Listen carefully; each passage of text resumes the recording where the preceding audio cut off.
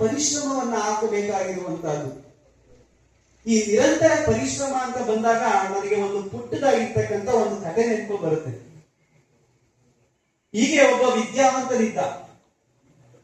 ಎಂತ ವಿದ್ಯಾವಂತ ಅಂದ್ರೆ ಕಡು ಬಡತನದ ಹಿನ್ನೆಲೆ ಇರ್ತಕ್ಕಂಥ ಒಬ್ಬ ವಿದ್ಯಾವಂತ ಇದ್ದ. ಆ ವಿದ್ಯಾವಂತ ಏನ್ ಮಾಡ್ತಾ ಇರ್ತಾನೆ, ಈ ಸಮಾಜಕ್ಕೆ ಏನಾದ್ರೂ ನಿರಂತರವಾದಂತಹ ಕೊಡುಗೆಯನ್ನ ಕೊಡಬೇಕು, ನಾನು ಪಡೆದಂತಹ ಜ್ಞಾನವನ್ನ ನಿರಂತರವಾಗಿ ಸಮಾಜಕ್ಕೆ ದಾರಿ ಎರಿಬೇಕು ಅಂತ ಅನೇಕ ಭಾಷೆಯಲ್ಲಿರುವಂತಹ ವಿಚಾರಧಾರೆಗಳನ್ನ ಭಾಷಾಂತರವನ್ನ ಮಾಡಿ ಒಂದು ಪುಸ್ತಕವನ್ನ ಹೊರತರುವಂತ ಕೆಲಸವನ್ನ ಮಾಡ್ತಾ ಇರ್ತಾನೆ. ನೋಡಿ, ನಿರಂತರ ಶ್ರಮ ಹೇಗಿರ್ಬೇಕು ಅನ್ನೋದಕ್ಕೆ ಅದು ನಿದರ್ಶನ. ಆದ್ರೆ ಅವನಿಗೆ ಒಂದು ದೊಡ್ಡ ಕೊರತೆ ಕಾಣ್ತಾ ಇರುತ್ತೆ. ಏನ್ ಕೊರತೆ ಅಂತಂದ್ರೆ, ಅವನು ಸೂರ್ಯನ ಬೆಳಕಿನಲ್ಲಿ ಆ ಎಲ್ಲ ಕೆಲಸವನ್ನ ಮಾಡಿ ಮುಗಿಸ್ಬೇಕಾದಂತಹದ್ದು. ಯಾಕಂದ್ರೆ ರಾತ್ರಿ ಆಯ್ತು ಅಂತಂದ್ರೆ ಅವನಿಗೆ ಬೆಳಕು ಅಂತಕ್ಕಂಥದ್ದು ಅದು ಹೆಂಗೆ ಅಂತಂದ್ರೆ ಅದು ಕಾಣದೇ ಇರ್ತಕ್ಕಂಥ ಒಂದು ಲೋಕ, ಅಷ್ಟು ಕಡಿಬಡತನ ಇರುತ್ತೆ. ಅವ್ರ ಮನೆಯಲ್ಲಿ ಒಂದು ಪುಟ್ಟದಾಗಿರ್ತಕ್ಕಂಥ ಹಣತೆಗೆ ಬೇಕಾದಂತಹ ತೈಲನೂ ಸಹ ಇರೋದಿಲ್ಲ, ಎಣ್ಣೆನೂ ಸಹ ಇರೋದಿಲ್ಲ, ವಿದ್ಯುತ್ ದೀಪ ಇರೋದಿಲ್ಲ, ಅಷ್ಟು ಕಡಿಬಡತನ ಇರುತ್ತೆ. ಅದಕ್ಕೆ ಅವನು ಏನ್ ಮಾಡ್ತಾನೆ ಅಂದ್ರೆ ಬೆಳಗಿಂದ ಸಂಜೆಯವರೆಗೂ ಸೂರ್ಯನ ಬೆಳಕಿನಲ್ಲಿ ನಿರಂತರವಾದಂತಹ ಶ್ರಮವನ್ನ ವಹಿಸ್ತಾ ಇರ್ತಾನೆ. ಸೂರ್ಯ ಮುಳುಕ್ತು ಅಂತಂದ್ರೆ ಅವನ ಎಲ್ಲ ಕಾರ್ಯಕ್ರಮಗಳು ಸ್ಥಗಿತಗೊಳ್ಳುವಂತ ಕೆಲಸ ಆಗ್ತಾ ಇತ್ತು.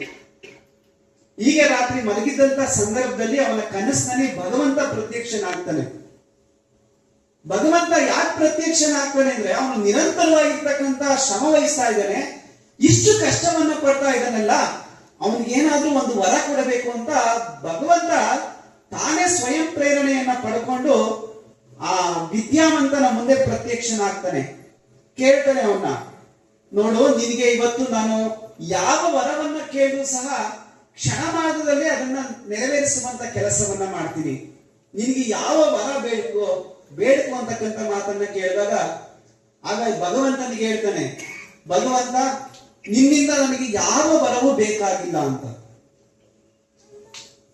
ಅವನ ಸ್ಥಾನದಲ್ಲಿ ನಾವೇನಾದ್ರೂ ಇದ್ದಿದ್ರೆ, ಒಂದೊಳ್ಳೆ ಸೂಪರ್ ಬೈಕ್ ಬೇಕು ನನಗೆ, ಚೆನ್ನಾಗಿರುವಂತ ಒಂದು ಐಫೋನ್ ಬೇಕು, ಇಲ್ಲ ಒಂದು ಒಳ್ಳೆ ಕಾರ್ ಬೇಕು, ಒಂದು ಬಹುಮಹಡಿ ಅಂತಸ್ತಿನ ಒಂದು ದೊಡ್ಡ ಕಟ್ಟಡ ಬೇಕು, ಬಂಗ್ಲೆ ಬೇಕು, ಎಷ್ಟೋ ಬೇಡಿಕೆ ಇದ್ದು ಅಲ್ವಾ ನಮ್ಮ ಮನಸ್ಸಿನಲ್ಲಿ. ನಮ್ಮ ಹುಡುಗರು ಇನ್ನೂ ಅತಿ ದೊಡ್ಡದಾಗಿರ್ತಕ್ಕಂಥ ಕನಸು ಕಾಣ್ತಾರೆ. ಒಂದು ಪೆಟ್ಟಿಗೆ ತುಂಬಾ ಹಣ ಸಿಕ್ಬಿಡ್ಬೇಕು ನನಗೆ, ಒಂದೇ ಸತಿ ಸಿಕ್ಬಿಡ್ಬೇಕು, ಪರ್ಮನೆಂಟ್ ಸೆಟ್ಲ್ಮೆಂಟ್ ಅದು. ಆದ್ರೆ ಆ ವಿದ್ಯಾವಂತ ಎಂತ ಮಾತನ್ನ ಹೇಳ್ತಾನೆ ನೋಡಿ, ಆದರ್ಶ ನಮ್ಗೆ ಅದು ಆ ಮಾತುಗಳು. ನಿನ್ನಿಂದ ನನಗೆ ಯಾವುದೇ ವರ ಬೇಕಾಗಿಲ್ಲ ಅಂತ ನಯವಾಗಿ ತಿರಸ್ಕರಿಸ್ತಾನೆ. ಭಗವಂತ ಇಲ್ಲ ಇಲ್ಲ, ಇವತ್ತು ಬಂದಿದ್ದೇನೆ, ನಿನ್ಗೇನಾದ್ರೂ ಒಂದು ವರ ಕೊಟ್ಟೇ ಕೊಡ್ತೀವಿ, ನೀನು ಬೇಡ್ಕೋ.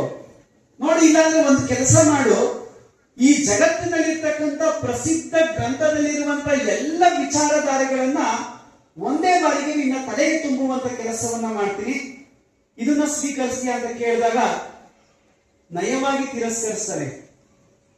ನಮ್ಮ ಹುಡುಗರಿಗೆ ಏನಿಲ್ಲ, ನಮ್ಮ ಟೆಕ್ಸ್ಟ್ ಬುಕ್ ಅಲ್ಲಿ ಇರೋದೆಲ್ಲ ದಾರಿ ಎದ್ಬಿಟ್ಟಿದ್ರೆ ಸಾಕಾಗಿತ್ತು, ಪರೀಕ್ಷೆಗೆ ಉತ್ತಮವಾಗಿರ್ತಕ್ಕಂಥ ಅಂಕ ಗಳಿಸ್ತಾ ಇದ್ದು ಅಂತಕ್ಕಂಥ ಮನಸ್ಸಿನಲ್ಲೇ ಹೇಳ್ಕೊಂತ ಇದ್ದಾರೆ ಅವರು.